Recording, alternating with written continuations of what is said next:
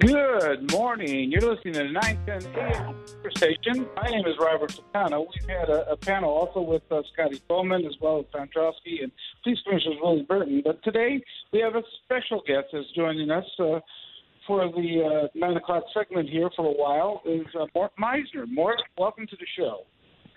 Hey, Bob. Good morning. Thank you. And I'm very proud to be on with you, and I agree with what you said earlier. We're good friends and have been for a long time. So thank you very much. Sure. Well, I've always, believed in your professionalism and what you've been able to do. But you're now an author as well, putting out a new book that people, if they want to buy it, they can go on Amazon, right, to purchase it? Yeah, Amazon.com and also BarnesandNoble.com and a couple of. Yeah, I love supporting local bookstores. Book Beat in Oak Park and Paper Trail in Royal Oak. So it's readily available. Well, there's even, I've known you for a number of years, but there's even some things in there that I didn't know about you, and it's something that you stop and you think about. And I knew some of this of your past, especially in terms of broadcasting career. That a lot of what we see today with Channel 2 and Channel 7 was by your footprint that you started to lay out the people you worked with. So can you give us a little history of what you did locally? I know with Channel 2, I know you brought Hugh Perkins here. You opened up a lot of diversity within the broadcast industry. Yeah, it was really important. Hugh Perkins, who I brought here from St. Louis, after bringing him to St. Louis from Baton Rouge, Louisiana, not only is, probably the greatest male African-American anchor ever in the city of Detroit, but great anchor, period, black or white. And, working with Huel, elevating the profile of Al Allen, who is retired, and of course, having the chance to work with Diana Lewis and Glenda Lewis, just tremendous icons and good journalists and very good people. And I think, we see a lot of uproar in our industry right now, justifiably, that the news is often very skewed because the decision makers are mostly white men and not enough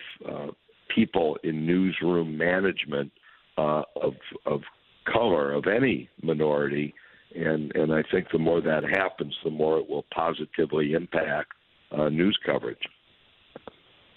Well, I know you said that there's in front of the camera, there seems to be some efforts to reach African Americans and people of color, but you're saying they still have a long way to go. In the executive suites and the people that put the shows together and people that run behind the camera. Yeah, it really is. I mean, black women were the first in terms of black men or women to make headway in our industry, and that was a little bit in the 60s, more in the 70s, and a lot more in the 80s. However, black men really wound up standing at the back of the line for so long, but it's gotten better, but what hasn't gotten much better is management. And I'm not recommending that networks own stations here in Detroit, replace immediately the white men and women that run the stations. But as people leave, as people retire, or if people are replaced, we've got to do a better job. More women of color, but blacks really need to have a more prominent role. And I got to congratulate NBC because they named a vice president of diversity, a friend of mine from Philadelphia, Anzio Williams, and it's a real job. It's not just a vice president of doorknobs. And part of his charge is to make differences in NBC newsrooms around the country. So these are good steps, but there's a long way to go. You've worked with some real legendary people within the industry. There's probably none bigger than in this area than Bill Bonds. I might be dating myself a little bit now, but as sheriff, I even had he'd always have the live interview at 5 o'clock with a public official or someone of interest. And I've been on his show a few times, and what was interesting is that I don't know what he used to prepare, but he seemed to have an in-depth knowledge of what he was talking about when we get into a subject. And most reporters and stuff ask for background. There's a lot of discussion before the interview occurs. He would just, from the cold, be able to do things and do it in depth. It was amazing to me. Yeah. Bill Bonds, I worked in a lot of newsrooms, a lot of great newsrooms. The greatest male anchor I've ever worked with, because he was well-read. He wrote a lot of his own copy, very smart, had very, very high standards. And you never knew what he was going to ask in an interview. Of course, some of that depended on whether he was sober or not, whether, may he rest in peace. But, I remember Bill had a legendary interview with Coleman Young where he challenged him to a boxing match. Orrin Hatch, the senator from Utah, where he threatened to spit in his face. But Bill, stations don't want people like Bill Bonds anymore. Not that they don't want people with tremendous popularity, but if you hitch your wagon to someone like that, or even like a Huel Perkins, if they leave, it could cause a station's ratings to come tumbling down. So that's why you see a lot more ensembles and replaceable parts. But, Bill was always prepared and brilliant, and he really was a good guy, had a great social conscience. He battled his demons, but happily in the last years of his life, he was sober, and he died sober, and he was a wonderful guy. I heard one time that the story you told about him, that he had you on the lookout at Hubert Humphrey, who had been a presidential candidate, and you were waiting for, it was near the end for him, and he wanted you to tell him as soon as Hubert Humphrey passed away, and he went on the air. From what I understand, he was on the air and gave like an elegant 7-minute, discussion of him that you thought was just in his head.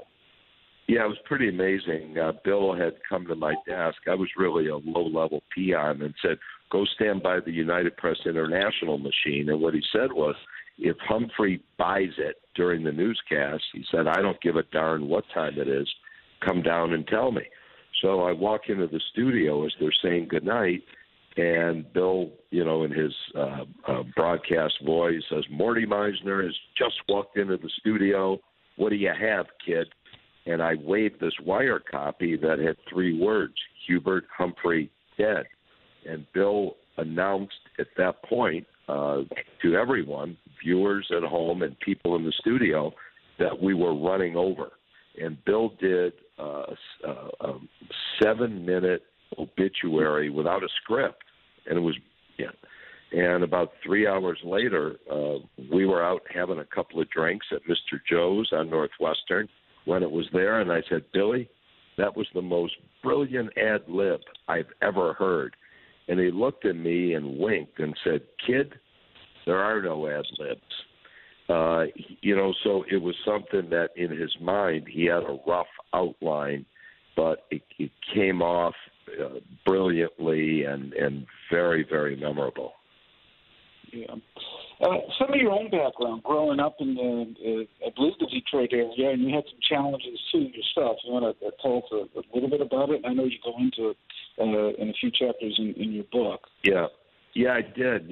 First, I grew up at Fenkel and Myers in Northwest Detroit, in a very poor area, that people referred to, and they were right. It was a lot of so-called white trash, a lot of racist, bigoted folks that had moved up from the South. And one thing that shaped how I think for my whole life, we had some black children. Back then they were referred to as colored kids, which was despicable, bust into our school, guest school, because their school had had a fire.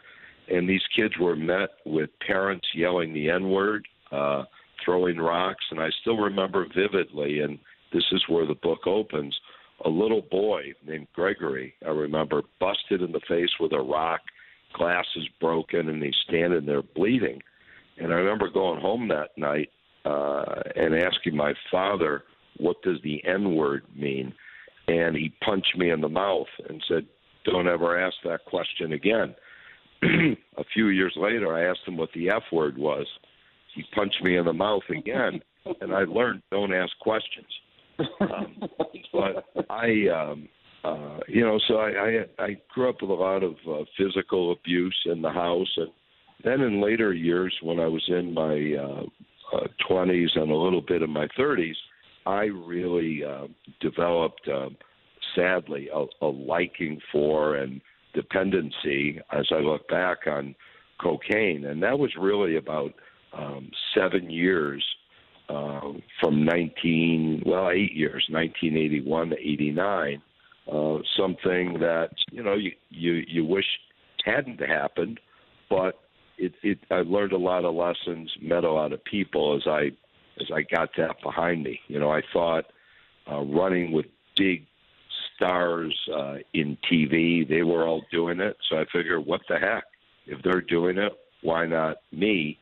But, I just couldn't stop until one day I decided enough is enough and was sick and tired of being sick and tired. And one of the things that has come up, and this is a little bit, but you're in the media so much. I know you represent a lot of stars, people, radio personalities, TV personalities, not only here in the Detroit area, but nationally as well. And you've turned your experiences into something very successful, the company that you're running.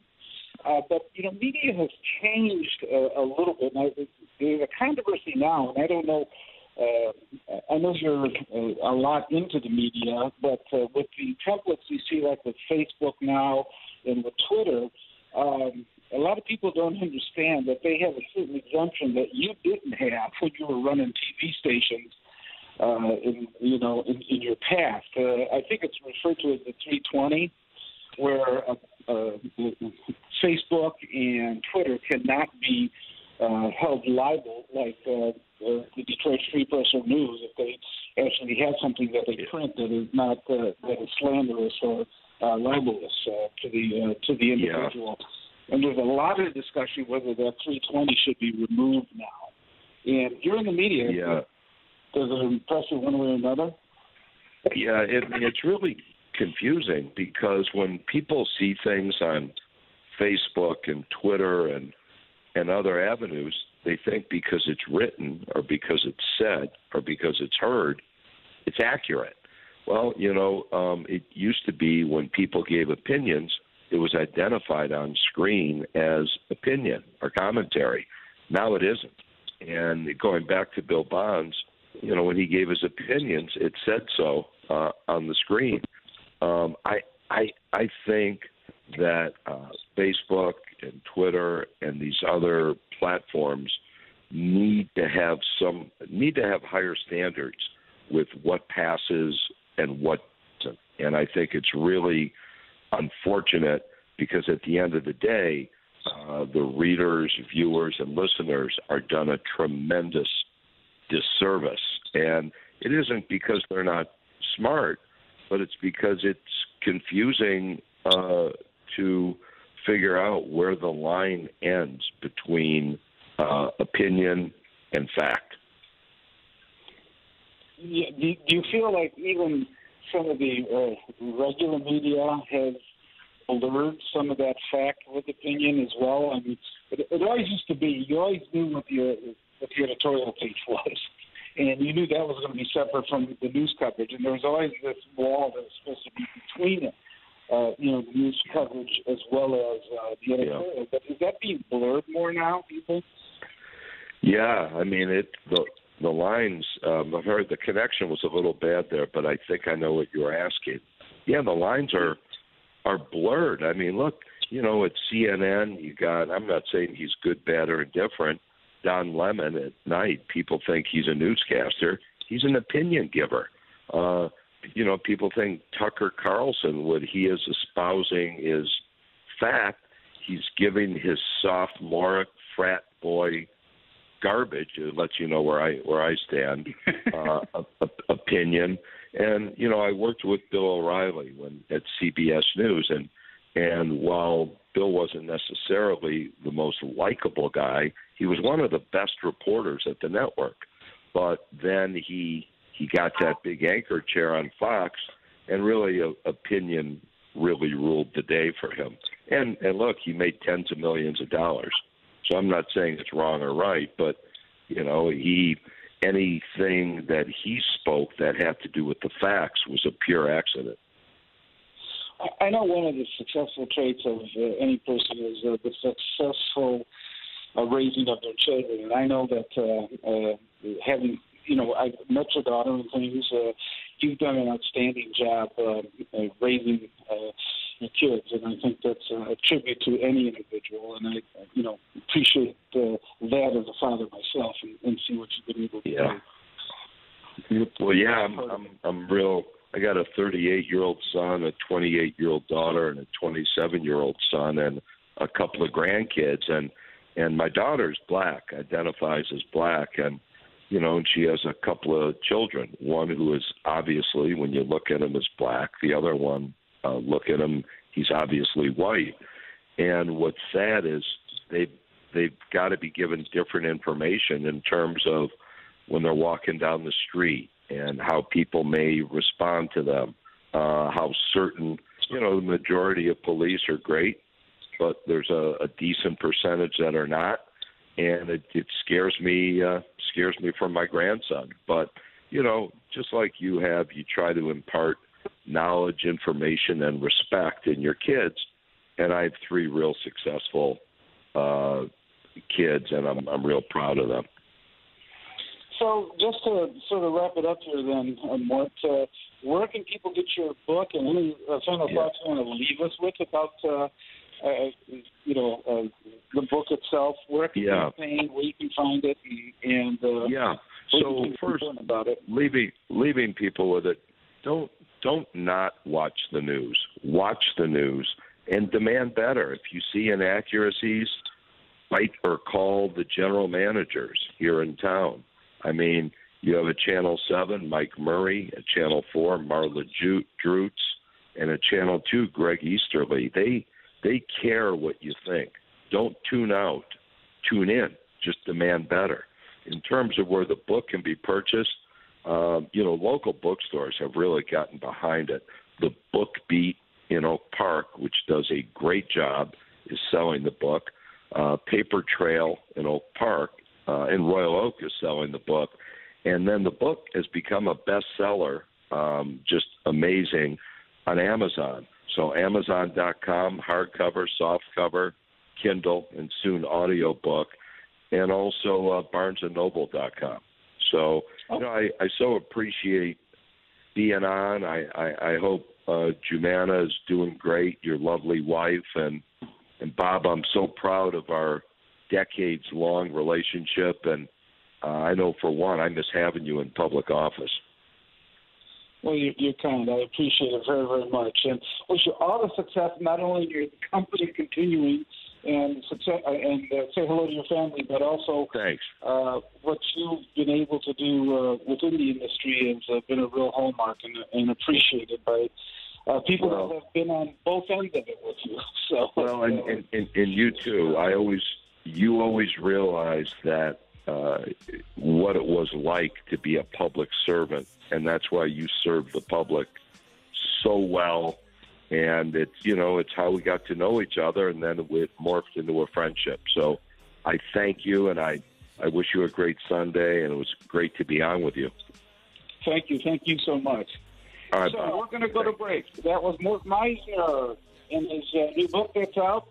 Feel free to look it up on Amazon or in one of the bookstores that he talked about, including Barnes & Noble, which is really spread throughout the metropolitan area.